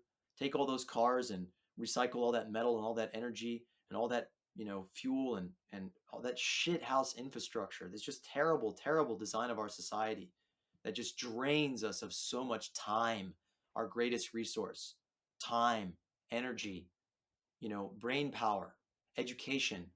So degrowth means all the bullshit jobs, cut them. Everything that's not necessary for the meeting of our actual needs, cut it. Everything that we can automate, automate it. Everything that we can just completely reduce or eliminate, get rid of it. Consolidate our transportation system into something that works. Reduce the amount of going back and forth through our inefficient infrastructure anyway that people need to do. Give people the time and the energy and the access to the resources to educate themselves to do whatever they want to do to actually benefit society. And this will precipitate a massive leap forward in innovation and a massive leap forward in the amount of care, the amount of time that we have to spend with each other to think about all this stuff. That's what a degrowth world means. It doesn't just mean you keep living your shitty life that sucks anyway and your cheeseburger gets cut in half. That's a really Amen. childish, stupid thing. And I want to push back real quick on that because these MAGA communist dickheads are that's a thing. Sorry. It's such a I've burst contradictory in bubble anyway out terms. there. But there's Yeah, I'd there's a never bunch even of heard of people out there that are basically like national socialists. Wonder if there's a portmanteau of that word that caused a lot of historical drama. Nazis. But yeah, there are these Nazis that are basically saying we need to do all this stuff for the working class, and they're saying they're communists, but they're nationalists and they're against immigration. They're really stupid people. But the really dangerous thing that they're doing is waging war on environmentalism and on degrowth in general. And what they're doing is basically just giving these words that the right wing don't know about yet. And you're going to see Fox News talk about degrowth soon. You're going to see them talk about this as this thing that they're going to, cut your cheeseburgers in half, and they're going to make you drive a Fiat, and all this really stupid, just manipulations of what the reality of a world that is not continually running on a treadmill is going to look like. Whereas in reality, it's a world where we get to just sit back and rest and think about what we did, and think That's a about great way what to we can put do it better. when you say treadmill. And that's essentially what I try to walk people through, is the concept that what if you didn't need to access this thing because you're doing this thing instead? And of course they're like, well, how can that thing be possible? Then you go deeper into the rabbit hole, like with the example of, you didn't have to work 10 hours tomorrow, would you need to stop at a fast food place for your lunch and have a part in that exploitation? And then of course the next question is, well, how can't I work 10 hours tomorrow? I have bills to pay. Well, what if housing, being it is a human right to have shelter, didn't have a paywall in front of it? What if you didn't have to pay rent or a mortgage? And then their mind just starts. You can see they either completely disassociate, or a light comes on and you can see it in their eyes, and they're like, tell me more. What if I didn't have to work tomorrow and exploit people in order to do it and be exploited in order to survive? And so anyway, that's my strategy and answer to that question is you've got to meet people where they're at, like you were saying, and you've got to take it step by step with them. What if, and if this, then that kind of thing. And I love that you say that, and I might actually challenge you there, Marlo, because I think the idea that it's like, oh, this like these are bullshit systems that exist right now, and they're destructive and they're dangerous. As soon as you bring that up, they're on the defense. They armor up, and they're incapable of understanding us and understanding what we're trying to do. Because and I guess that's the hurdle I'm trying to understand how I get past, because I do totally believe, I'm like, all of this is bullshit. Car culture is so bad for us. So It's bad. annihilating the environment. It's making life a living hell. But when I start with that, they just immediately are like, you're crazy. I can't listen to you right now. I can't even like fathom this. And so just trying to tell them, like, this is all bullshit. This is all fucking insane. We need to stop, without actually saying that. Right. Like, and we haven't heard from Matt. I'm curious to hear what you think about that strategy. Yeah, I mean, coming as a person who's had a long sales background, it's kind of it's interesting because people have two main motivators, right? One is pain and the other is pleasure, and you can play on both of those, and it really kind of depends on the person. I mean, from a person that's from a perspective of a salesman, it's about talking to the people and developing a relationship first and foremost, and understanding what is important to people, right? And getting to know people, really, essentially getting to know what it is they want, their values, their goals, developing a relationship with them, and then kind of like you said, kind of trying to come at them on their level as well. Okay, well, if this is important to you, I mean, if your children's futures are important to you, then I mean, what if this whole climate change thing isn't a hoax? What if, what if there actually might be a good amount of civil unrest in the future, and you sat back and you didn't do anything about it? How would you feel about that? you know or if they're trying, I mean, that's kind of coming at it from the pain standpoint, or you could come at it from the pleasure standpoint also. Well, you want your children to have the best sort of future possible. What if we could provide your children with free, unlimited abundance of healthy, nutritious food in your community, and we could do this just by you and your neighbors cooperating together? Is that something that you'd be interested in? And a lot of the time, I think these concepts are easier to digest in bite-sized chunks. Like, people know that there are more sustainable systems, but they haven't really wrapped their head around combining all these things to kind of create an emergent system that is greater than the sum of all of its parts. And so a lot of the time it kind of takes piecing these things together. They're like, oh, you could do that, or yeah, and this system doesn't really work as well, and oh yeah, that's a good point, I wouldn't want to see that happen. And then and it's a lot of the time it's something that you kind of bite off in small chunks. It's a conversation that happens over time, over multiple instances, and that relationship develops and it grows over time. It's something that usually does not happen overnight. I mean, or in one conversation. It's something that's developed over time. It's an understanding that's nurtured and built upon, because it's a very complex subject with dynamic moving pieces too, that and they're listening, a lot of these people are listening to conservative news sources and things at the same time that directly chip away at some of these points that we're making. We kind of have to go back and counter some of that at times too. We're like, well, okay, they said that, but what about this? And things like that. And so it's a conversation that kind of happens over time, and our understanding deepens, and is greater over time as well. Where we don't, like we said, we don't have it all figured out. And I like to really kind of foster that open conversation aspect of the whole thing. I think that's one of the aspects of why a lot of people really kind of like what we're doing a lot more than a lot of other organizations, is because we're kind of willing to admit that we really don't have it all figured out, and we'd like to talk about it. What do you think about this? What do you think about this idea? Oh, this kind of did work over here, but oh, you have something to say about that too? Let's hear it.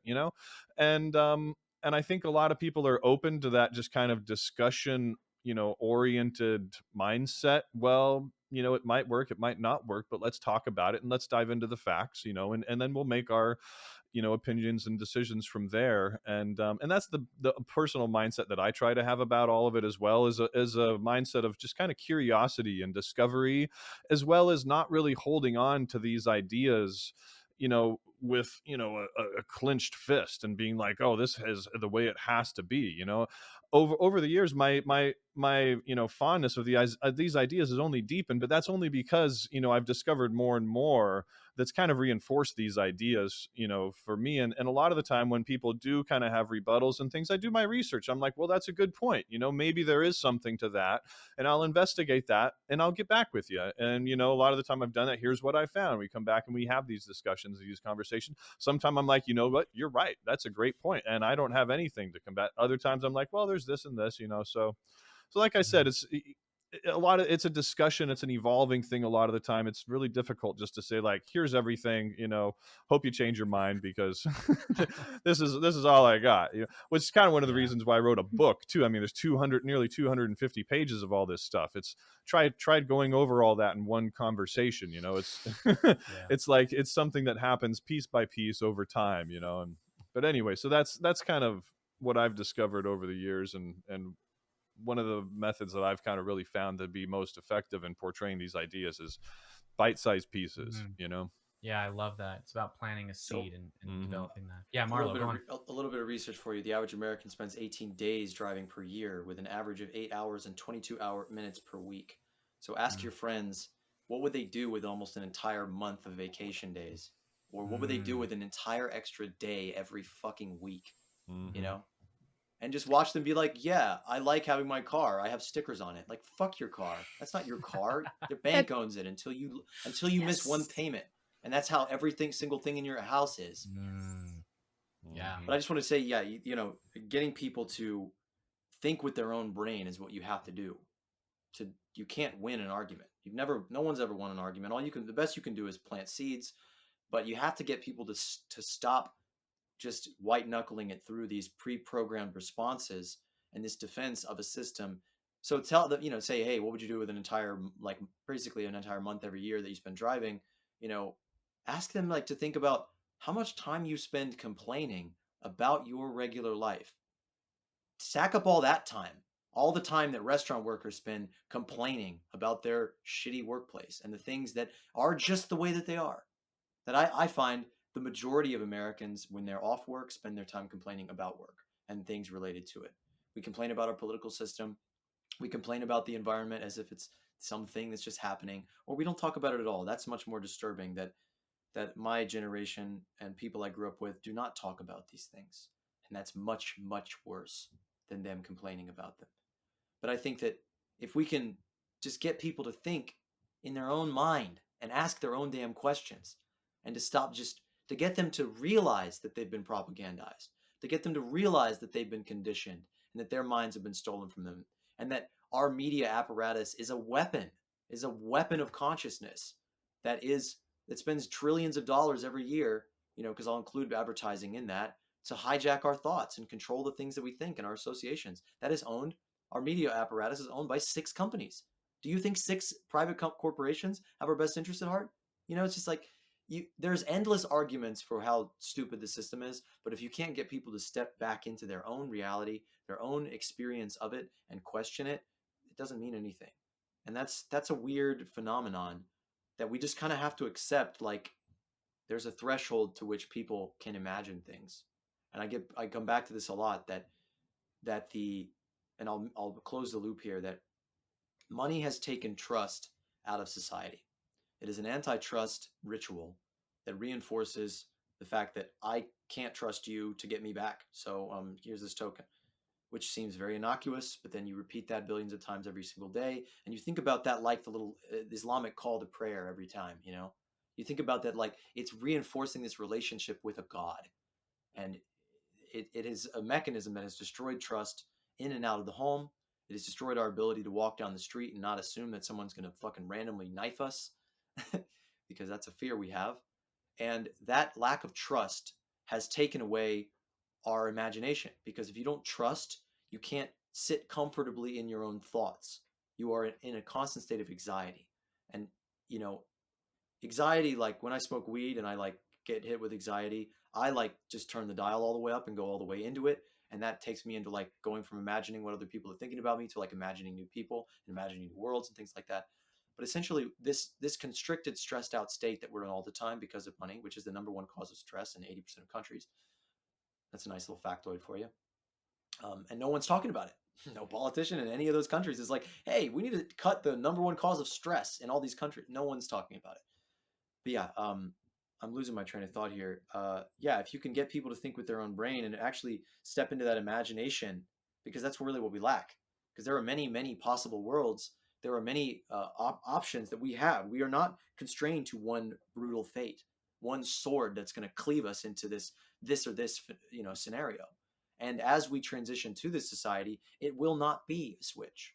It will not be an iron curtain that blankets us all in moneylessness.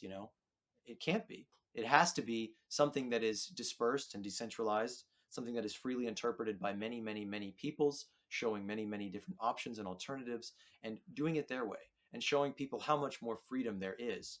We don't have the freedom we have the freedom to choose which landlord we rent from, but do we really have the freedom to design our own home? I mean, that might sound like a lot of skills to take on. Do we have the freedom? To choose our own home, here. Mm-hmm. We don't have the freedom to design our world. We have no control over anything that happens to us all the time, except for what flavor of fucking ice cream we choose. And that's a silly thing that people overlook for some reason. I'm just Well, I'm running on you're empty all the speaking to time the these fact that days. people It's white not a knuckle game. their beliefs and their ideologies because they're so afraid of losing what their definition of freedom is. You know, again, going back to how our purchasing power is directly linked to our perception of freedom. And in order to bypass or head off at the pass a lot of conventional arguments that I personally encounter, I'm sure the rest of us do too, when we start bringing up these concepts, is to simply say, and as Marlo said much earlier in the conversation, you're projecting your fears onto the solution versus realizing that's the reality you're living.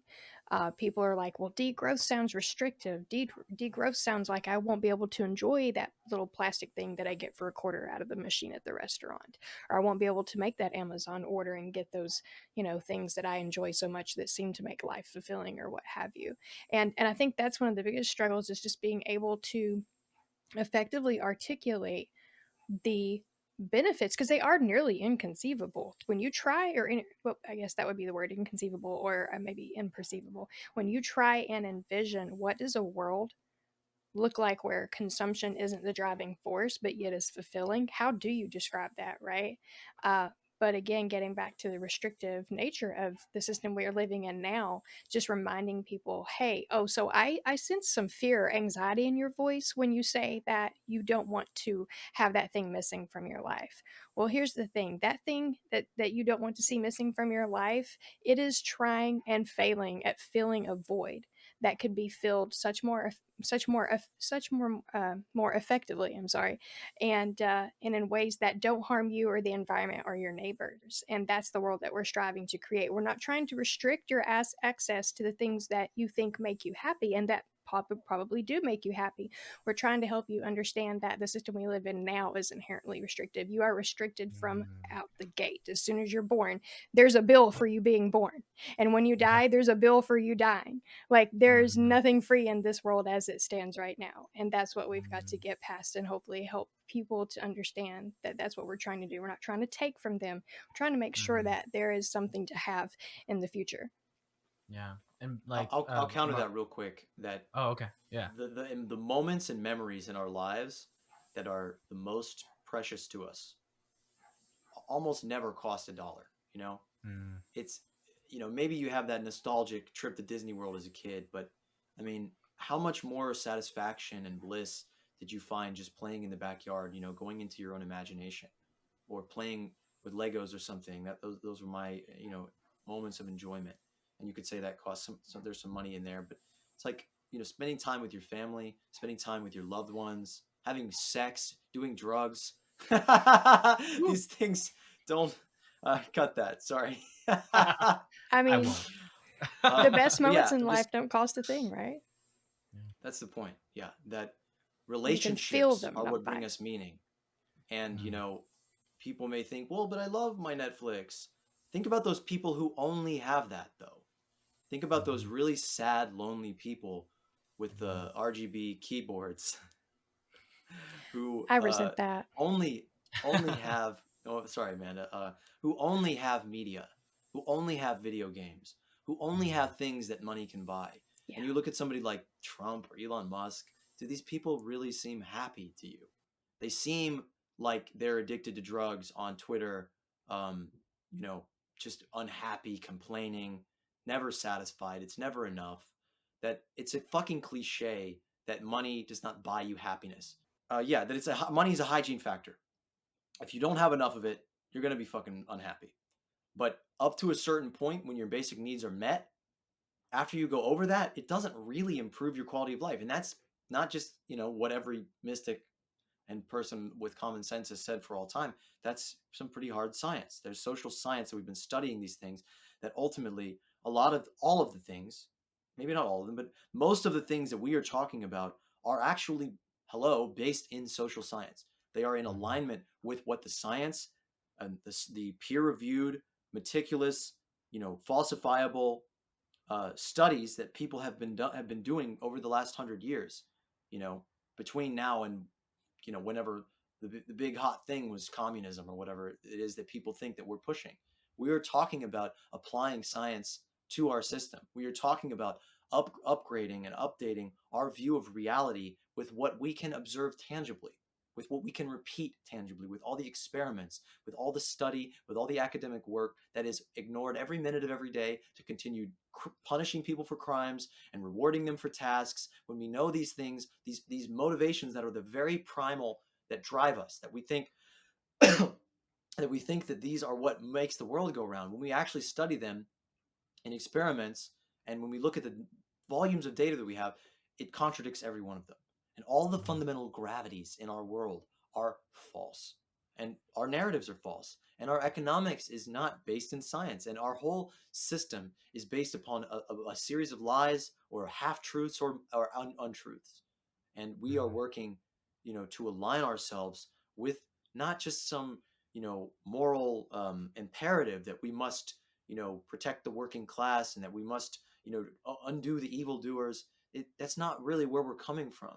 We're coming from a very scientific place of being skeptical that all of us here didn't get picked or didn't pair off, with the ideology. We're not over here banging one book or one way of thinking.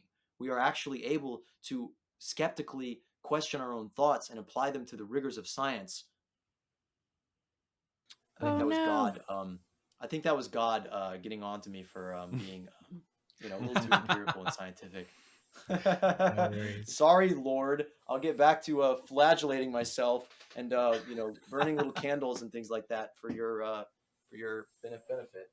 Well, I love that, and I'm actually gonna, and I think we'll start to wrap this up here, because this has been an awesome conversation, and I really love all of your insights, and I want to let all of you know that I truly do believe that each of you are revolutionaries, and that we are going to change the world. I truly believe that. Likewise.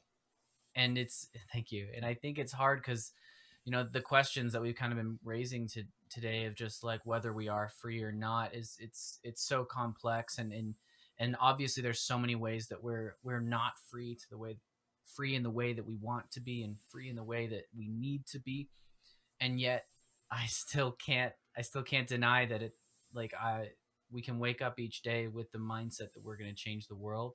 And if we do that enough times, we will change it. And so I want to leave our listeners, if possible, if God decides to bring Marlo back, I want to leave our listeners with just kind of some action items and some maybe just some comfort, and knowing that knowing some ways that we can begin this change. Amanda, let's go ahead and start with you. Awesome. Well, I will refer to what I commonly do, and that is for you listeners to find the courage to look within. It actually doesn't take that much. It only requires a lot of courage when you start to live what you find inside. But to look within and start questioning and be very objective and honest with yourself. Well, what is it about this moneyless society concept that makes you afraid to embrace it, that makes you afraid to speak on it, or to introduce it to your friends and family, or what have you? And then on the comforting side of that, obviously you're not alone in the way that you're thinking. The things that your gut tell you, the little voices in your head, if you will, that say, you know what, I don't want to get up and go to work today, and I don't know why I have to. That's okay. Obviously, a lot of people agree with you at this point in time in our history.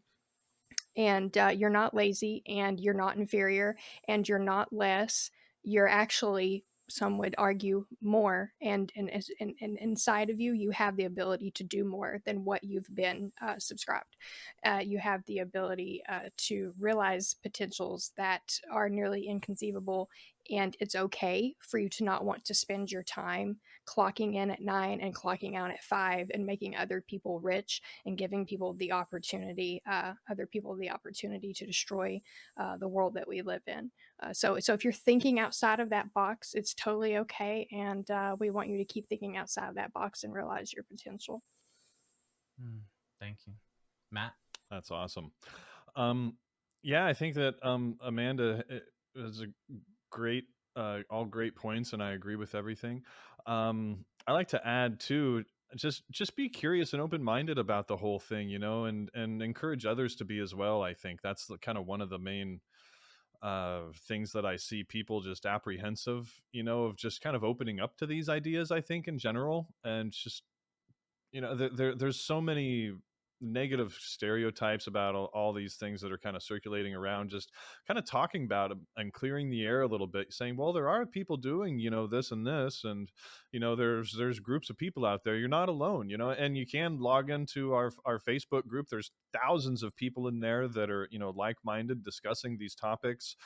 There's books on the subject, there's movies. I mean, There's as other far as, organizations, yeah, exactly. There's other organizations that would all love, to have people's help and volunteer and support and everything like that as well.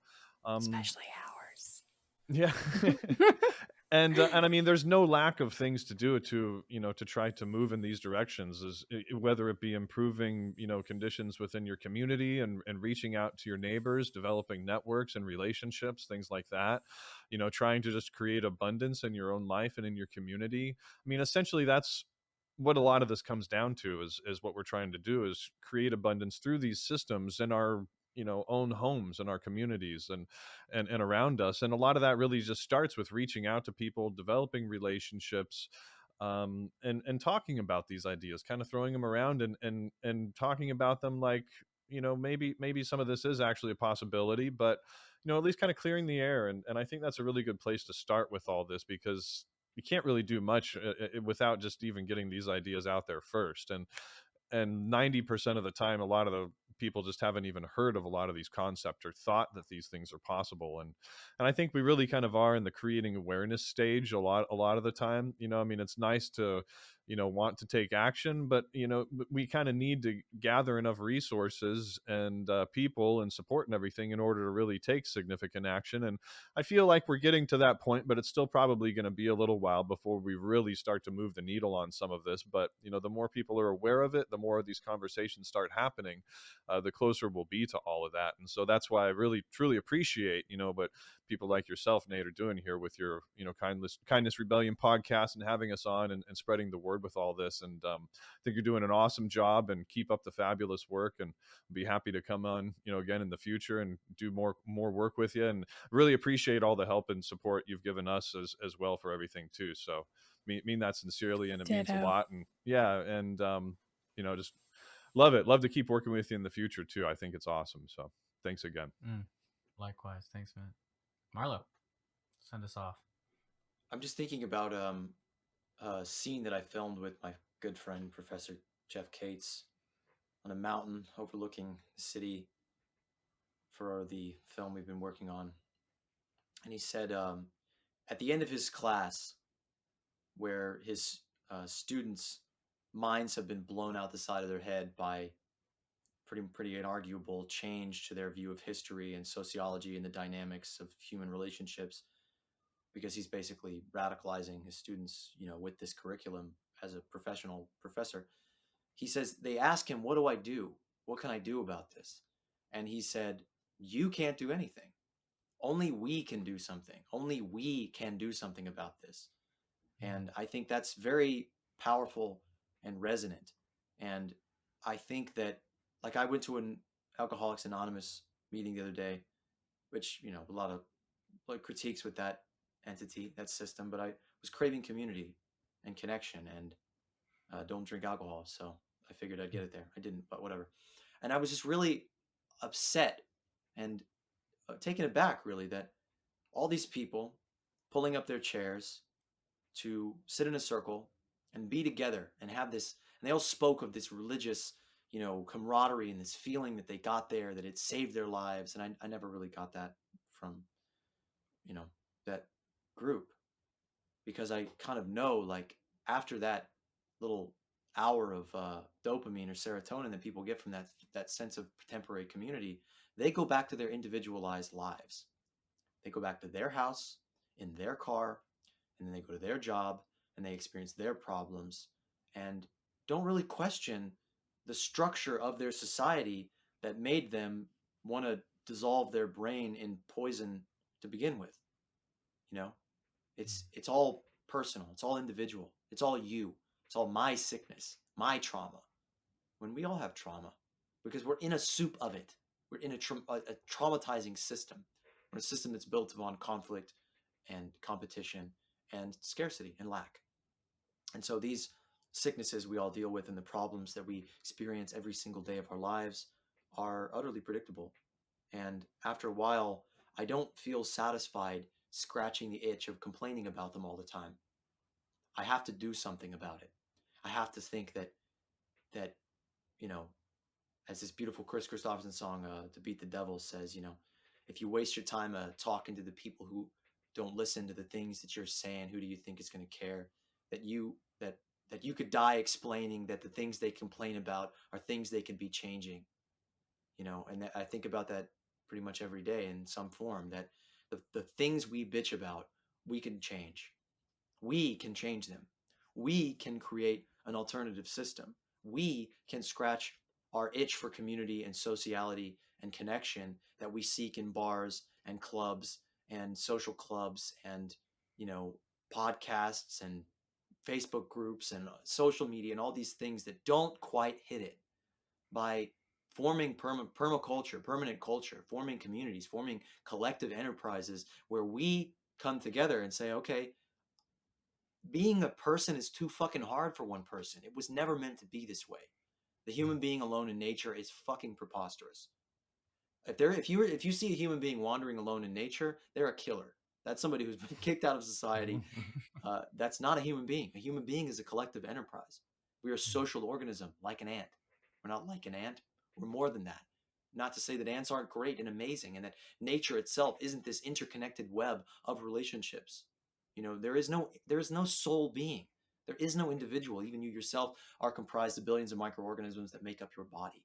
So you don't exist as an individual. And as long as you internalize all this and say, whoa, what can I do? You can't do shit. Sorry.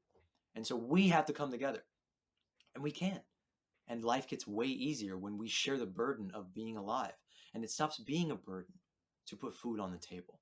What a stupid thing that we've been human beings for like 300,000 years, and many of us, most of us, do not have it really figured out how to eat food, how to just get like the right nutrients in us, And I'm making a broad generalization because indigenous peoples have that shit way figured out. They're healthy. Mhm. They don't need to go to personal trainers and psychologists and philosophers and Alcoholics Anonymous meetings. They don't, devolve into an addictive mass when they touch a poison, because they have it figured out, as we need to get it together. It's very simple. We need to collectivize. We need to work together. We need to stop thinking about ourselves and our own little problems and our own little successes and our own little struggles, and grow the fuck up and work together. Amen to Agreed. that. Thanks, everyone. This has been an awesome conversation. I really appreciate all of your time. Yeah, thank you. This will happen again. Appreciate you all. Yeah. Thanks for having us We on, Nate. appreciate It you, was a Nate. pleasure. Keep doing what you're doing. Of course. You're great, Nate. Keep it up, brother. Thanks. This is the end of our first season. And I just can't tell you how grateful I am to all the guests that we've had. Incredible guests. I may have one more episode for you. One more extremely special, completely unexpected, will blow your mind, a mystery guest. Maybe. I don't know. I might sit on it. I might just sit on it. Who knows? I might paywall it so that only our Patreon subscribers can listen to it. Because unfortunately we don't have many Patreon subscribers, because even though we give and give and give, and we're relying on the voluntarism of like making free content and asking people for donations and support, a lot of people, I guess, can't do it or just won't take the step to just add, tithe $55 a month, or more, whatever you can give. We really appreciate it. It really goes to like filling my stomach when I'm editing these episodes and helping me remain a full-time activist and not have to debase myself with all the trappings of this civilization. But all of us are working class activists. We don't have George Soros funding.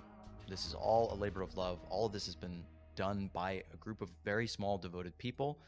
And if you doubt that a group like that can change the world, don't, because as Margaret Mead said, that's all that ever has. Join us. Do the things. All right, I really gotta fucking go. Goodbye.